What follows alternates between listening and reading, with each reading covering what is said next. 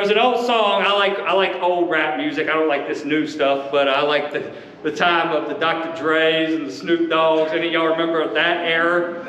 I'm showing my age, I know, but that's my kind of music. But there was a rapper, I can't remember. I tried Googling it, but the internet ain't working.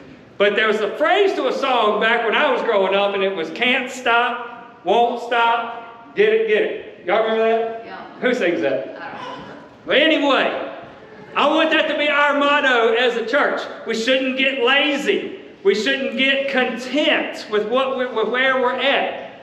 I want us to have the attitude that we can't stop and we won't stop. And the reason why is... Young Guns. I never even heard of that. Heard of them. That was a name.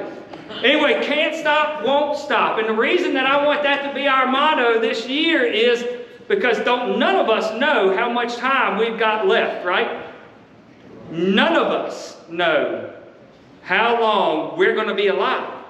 And as I look around this community, in this area that I love, I see that there's a lot of lost people. There's a lot of hurting people. There's a lot of people that are turned off the church. And I want them to see that, hey, there's a church out here that loves all people, no matter what you look like, what your past is, that none of us are here are perfect. And we want to make the biggest difference that we can with the time that we've got left. This is the time. This is the time. Now is the time.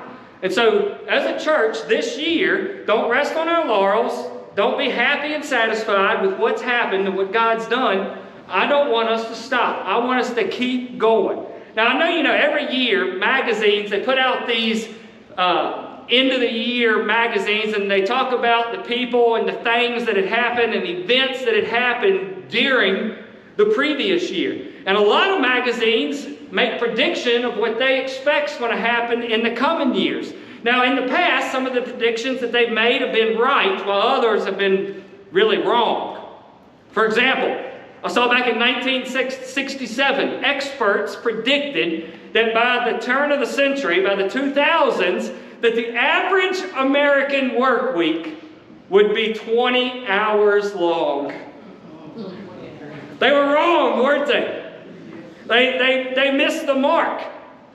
If you look at your lives, most of us are just live these very, very busy lives. We're always in a hurry. We walk fast. We talk fast. We eat fast. Everything we do, we're just rushing. So here we are, the last day of 2023. I wonder how we're going to do in 2024. Now, if you know me, my motto since 2016, when I went through a kind of tough stretch in my life, was I'm going to make the most of every single moment, every opportunity I'm given. I don't know how long I'm going to live. I'm 42 years old. I don't know how long I'm going to live. I want to go. I want to do. I want to see. I'd rather go, be adventurous, and do things than take a nap, lay around, be lazy. And that's the way we should all be in our lives. We don't know how much time that we've got left, so we got to make the most of it in our lives. And so in 2024, what's it going to be like? Are we going to be busy? Are we always going to be in a hurry? Are we going to make our time count? In a couple of hours when 2023 is over, are we going to look back with joy, or are we going to look back with regret? Are we going to look at our futures with anticipation? Or are we going to dread what's coming in the future? There's a verse in the Bible that I think can help us a lot looking forward to 2024. It's Ephesians chapter 5, verses 15, 16, and 17. It says this: "Be very careful then how you live, not as wise, but as unwise, not as unwise, but as wise, making the most of every opportunity because the days are evil. Therefore, don't be foolish, but understand what the Lord's will is." So right here, Paul, he's given us some important lessons that we need to think about and apply to our lives for 2024. We got to be careful how we live, because our time on this earth is limited. Now, there was a time when I thought 70 and 80-year-olds were old, okay? In fact, I can remember when I thought that anybody that was 40 was old. They were over the hill. Life was over. Not anymore, though. Not anymore. I'm 42. I don't think that's old. I got to thinking, if I get to live till I'm 75 years old, that means I've got 12,045 days left to live my life. So if I'm lucky and I live to be 75, I've got 12,045 days left to live. But hold up. We ain't guaranteed even one more day to live, are we? Not one single one of us, you or I, are guaranteed one day more to live. The Bible tells us, do not count on tomorrow, because tomorrow might not come. And so what we've got, all we can count on is this moment right now. And so, our time on this earth is valuable because it's limited. So that's the first thing we can learn. Second thing Paul tells us is to make the most of every opportunity. Now the Bible says that Satan is a robber and a thief, and one of the things that he tries to steal from us is our time, because time is so precious. Just think about all the time that people have wasted. Tons of time wasted in our lives. Think about all the time that people waste worrying. Satan's a thief. You know, sometimes even good things can make demands on our time. You know, I'm preparing for a funeral, and I was looking at something in the Bible, and I was reminded about when Jesus went to the home of Mary and Martha and Lazarus. And he sits down in their living room to teach. Well, Mary, one of the sisters, she's sitting at Jesus' feet, just soaking in, listening to every word Jesus is saying. But the other sister, Martha, she ain't sitting there talking to Jesus. I mean, you got Jesus sitting in your living room, and she ain't there. No, she's in the kitchen cooking. Well, Martha, she gets real mad at her sister Mary, because Mary's hanging out in the living room and she's not in the kitchen cooking. And so Martha goes to Jesus and complains and says this, Lord, don't you care that my sister has left me to do all the work by myself? Tell her to come help me. Martha, Martha, Jesus said, you are worried and upset about many things, but only one thing is needed. Mary has chosen what is better, and it will not be taken away from her. Now we all know that Martha is not sinning by cooking in the kitchen. She's not sinning. But here's the problem. She was so preoccupied with cooking that she didn't realize that she had God in her own living room. You know, as I look back at my life and the opportunities that I've missed and the time that I've wasted, I read that story and I think that's the same mistake that you and I make every day. We get so caught up in the here and now. We get so caught up in the little things that in the long run don't even amount to a hill of beans. We get so caught up in the here and now that we fail to deal with the things that matter, with the things that really, really matter in our lives. There's this doctor named Richard Swanson, and he was talking about the major causes of anxiety and depression and stress in our lives. And he boils it all down to just a few things. And one of the main ones is, he says, people today are just so overloaded with commitments. And as a result, we soon begin meeting ourselves coming and going because we're so overloaded with all the commitments that we've made in our lives.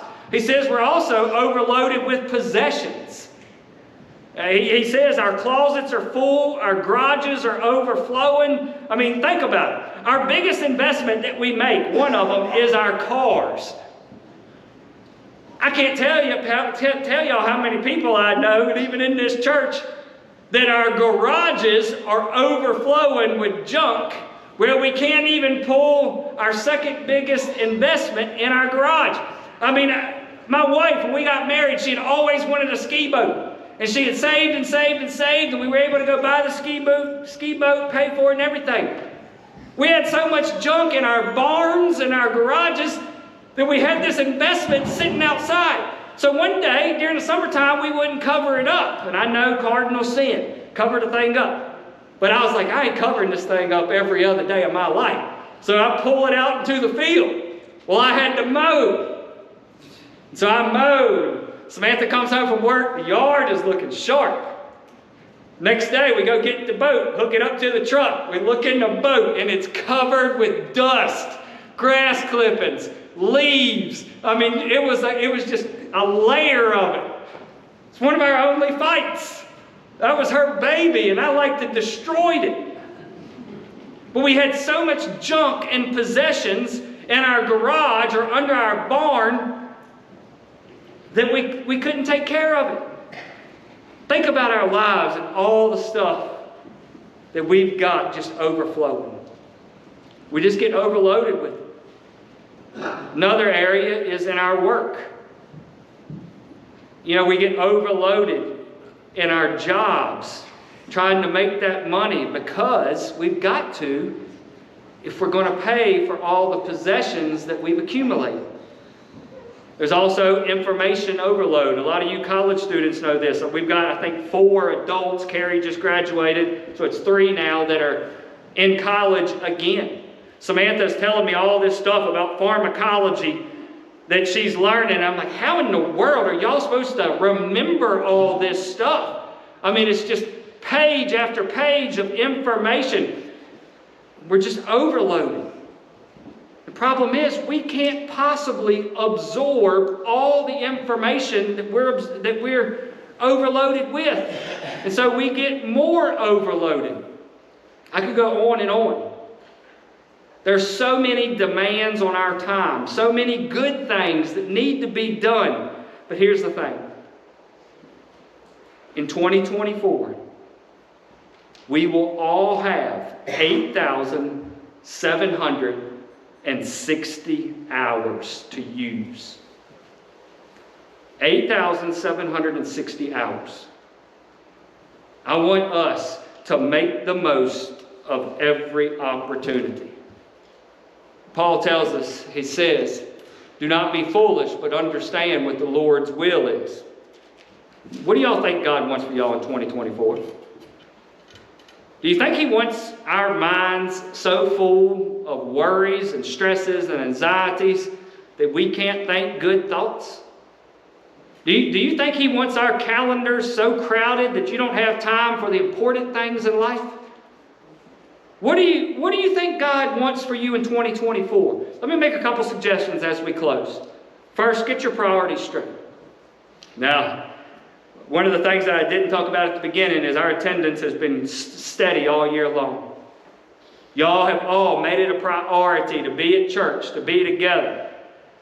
And I'm assuming that since you're here this morning that you believe that God should be an important part of your lives. Otherwise, you wouldn't be here. So I'm proud of y'all. So keep God first.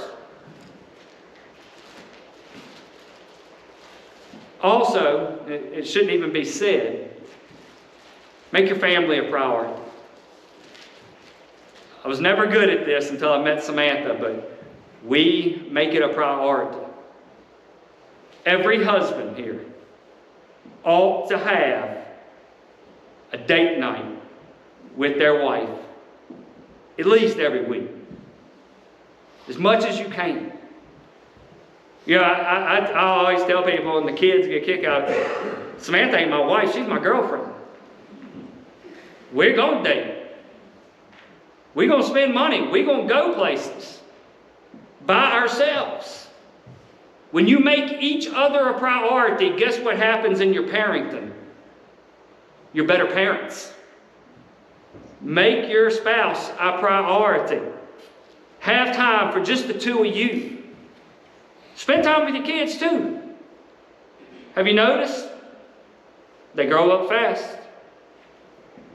I know you get tired with practices and running here, there, and everywhere and all the games and taking them to friends' houses. I spent about 100 miles yesterday picking one kid up from a friend's house in Eden, driving back to Martinsville, going out to eat with 3 of the kids, taking one kid to a basketball practice for 2 hours. I mean, it's nonstop.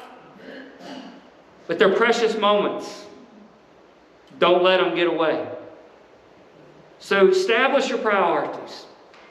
And then lastly, learn how to live today. I said at the beginning, the time is now. Do you know the two greatest enemies of time are regrets for things we did in the past and anxiety about what's going to happen in the future? Many of us are living either in the past or in the future. In fact, a lot of us, if we're honest, get engaged, get caught up in this little game of, I wish it were. I wish it was next week. I wish it was next month. I wish it was summertime already. I wish it were. I wish it were. Kids go to school and they're like, boy, I wish this day was over. I can't wait till school's out. I read a story about this girl that went off to college. She is hated. She told herself, if I can just get this college done, if I can just get married and have kids, I'll finally be able to enjoy life. So she stuck with it. She graduated from college. Then she got married. She had kids. She found out that kids are a whole lot of work. She told herself, if I can just get these kids raised and gone, then I'll be able to enjoy life. About the time the kids were going to high school, her husband came to her and said, honey, we ain't going to have enough money to send these kids to college. You're going to have to go get a job. She knew he was right, so she went and got a job, went to work. She hated it. She said, if I can just get these kids graduated from college, then I can quit work and enjoy life. Finally, the last child graduated from college. All the bills were paid. She walked into her boss's office and she said, I quit. I'm done. The boss said, well, if you stay another 8 years, you'll have pension for the rest of your life. She said, well, I don't want to work another 8 years, but I can't turn all that money down. So she worked another 8 years. Finally, her and her husband retired, sold their home, moved to the lake. And they sat on their front porch, looking at the picture albums, dreaming about the good old days. Somebody said, I don't know who said it, couldn't find out, but somebody said, life is what happens to you while you're making plans to do something else. Pretty true, isn't it? But another year is come and gone. A new year is right in front of us. I challenge y'all, make the most of every opportunity. Use the time that you've been given wisely. Now in 2024, my hope, my dream, my prayer for every single one of y'all is this, that you have enough happiness to keep you sweet. I also want y'all to have enough trials to keep you strong. I want you to have enough sorrow to keep you human. I want y'all to have enough hope to keep you happy. I want you to have enough failure to keep you humble. I want you to have enough success to keep you eager and hungry. I want you to have enough friends to give you comfort. I want all y'all to have enough money to meet your needs. I want you to have enough enthusiasm to make you look forward to tomorrow. And I want you to have enough determination to make each day better than the day before was. So my prayer for all of y'all is that you will use the 8,760 hours of 2024 the wisest way that you can. And keep your priorities straight. Enjoy life. After all, it's a gift from God. Can't stop, won't stop. Let's make 2024 another great year for Mayo Christian Church. Right now, we're going to stand up. The girls are going to lead us in the last song. You got a decision to make. You want to be baptized, rededicate your life, or you want to join us here at Mayo, you meet me up front. Let's stand and let's sing.